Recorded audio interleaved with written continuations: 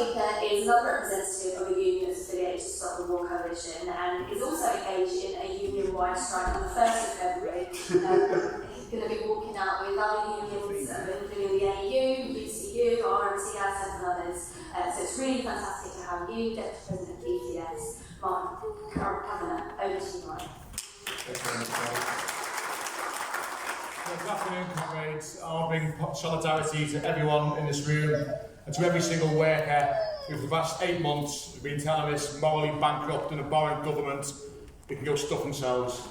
We've had enough of paying the price for their economic ideology, their economic incompetence, and then protecting their class. The working class, as others have said today, is on the rise, and I can't wait, absolutely can't wait, on the 1st of February to be alongside 500,000 other workers who during the pandemic were lauded and applauded every week, telling our employers who are only too happy to do the bidding of this government that we've had enough. We've had enough of low pay, we've had enough of being in poverty, we've had enough of them utilising and using the working classes in this country, and we're coming for what's rightfully ours, a share of the wealth.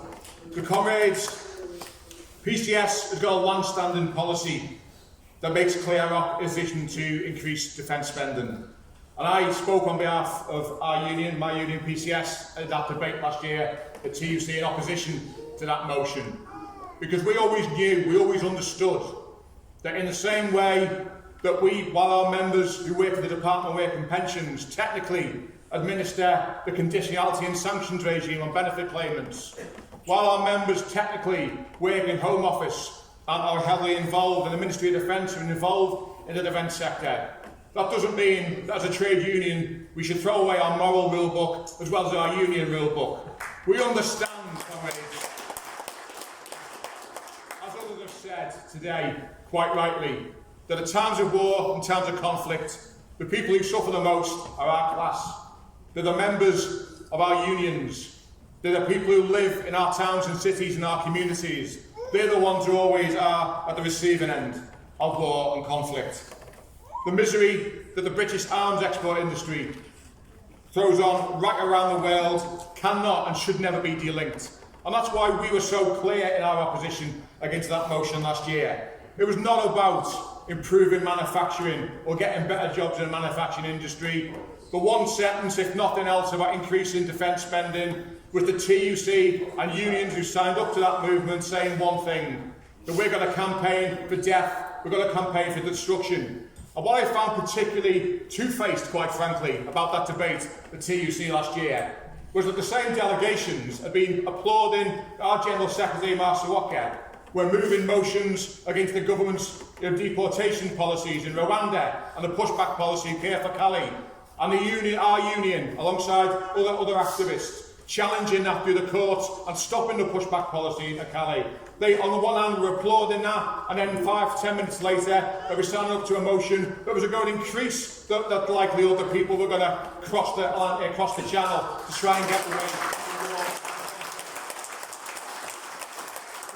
Let's be clear. This British government does two things in particular. In terms of the arms race, 2/3 of countries that are classified as not free. Not free because of their dire record on human rights. Not free because of their attacks on civil liberties. Our government spent £17 billion of weapons to those countries in the previous decade. Out of the 53 countries castigated for a poor record on political and human rights, on the Freedom House list, the UK sold arms and military equipment to 39 of them. And we heard in one of the sessions earlier on, but there's no economic reason for that defence spending. It doesn't produce the mass jobs and the mass productivity that they try and say it is. All it produces is devastation on workers like our members. And so, comrades, when we are facing the greatest living crisis, cost of living crisis that we've seen in decades, at a time when our government is signing up to £157 billion for public spending, let's look at what they're doing to its own citizens. Relentless cut after relentless cut. Defence spending been soaring, while since 2008, workers seeing their value and inflation, their pay going down 20% because it hasn't kept pace with inflation. Real wages dropping last year by £76 a month, and in the public key sector workers, that drop is £180 a month, the value of their wage dropping by that amount. The cost of living crisis crippling millions. 7.2 million going without basics, 4.7 million in rent arrears, 5.7 million are hungry, cutting or skipping food banks. And in the last 10 days, we've seen members who work for the UK government, 25,000 of them in DWP, the department that provides and runs the benefit system, on the 1st of April are going to get the national living wage uplift, the legal uplift, because their salaries will be below the national living wage. 19,000 workers in revenue and customs, the department that is there to bring revenue in the country to try and help the economy. 19,000 of those workers are going to get that national living wage uplift as well. So as others have said today, whilst this government is overseeing poverty, whilst this government is overseeing an attack on our class, an attack on workers' rights, an attack on trade unions, we have to stand united. The union movement has always been a critical and key part of the peace movement. We don't detach ourselves from it, and nor should we. What we need to do from here on in is do two things in my view. Number one, every single delegate in this room who's in a union who you know supported the motion at TV last year, campaign with inside your union, tell your national executives that they were wrong, tell them that they need to withdraw that policy, and if they don't do that, get motions for your conferences, take that debate into your conferences and get your members decide whether or not their executives are acting.